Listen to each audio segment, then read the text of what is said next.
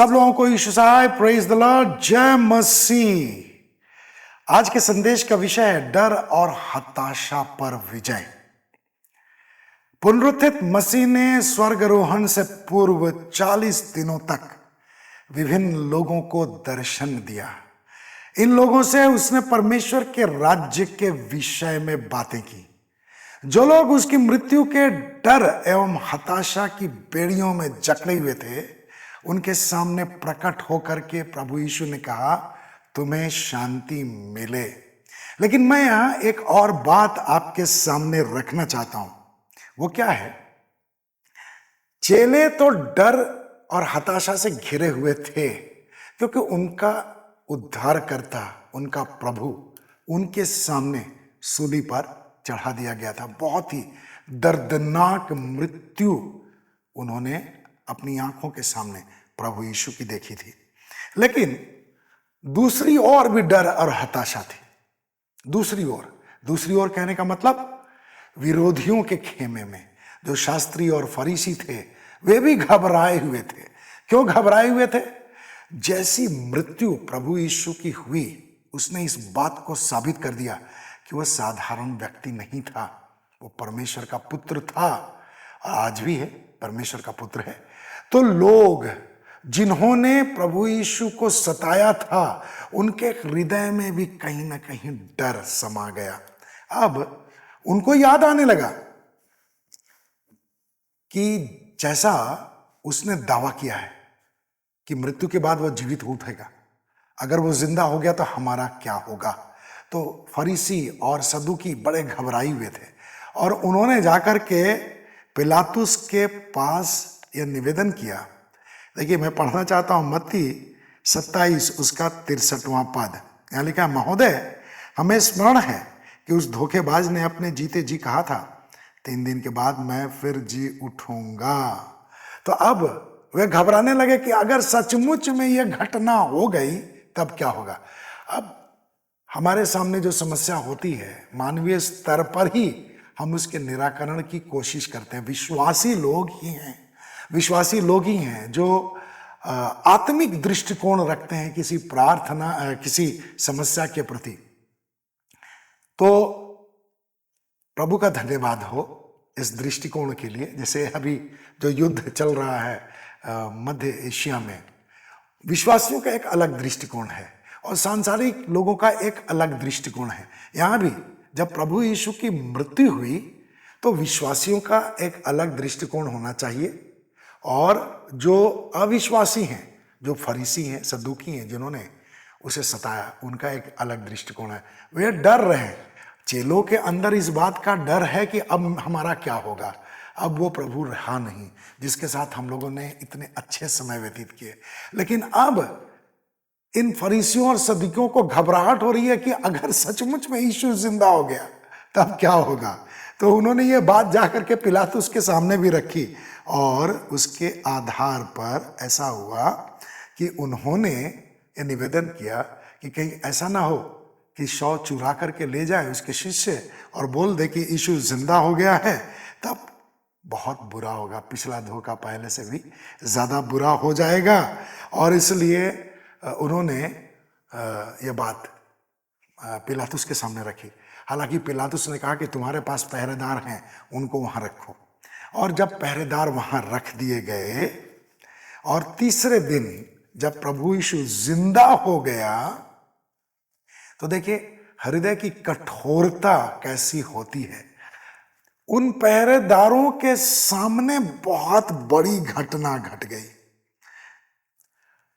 यदि आप मत्ती 18 और उसके 11वें पद को पढ़ेंगे तो यह बात समझ में आ जाएगी कि जो पहरुए थे, जो पहरेदार थे, उनके सामने प्रभु यीशु ने शिष्यों से बातें की, स्त्रियों से बातें की।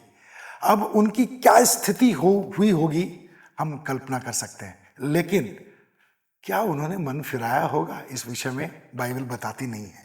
लेकिन उन्होंने एक काम किया कि उन्होंने जाकर मुख्य याजकों को यह बात बता दी कि ऐसा ऐसा हमारी नजर के सामने हुआ है।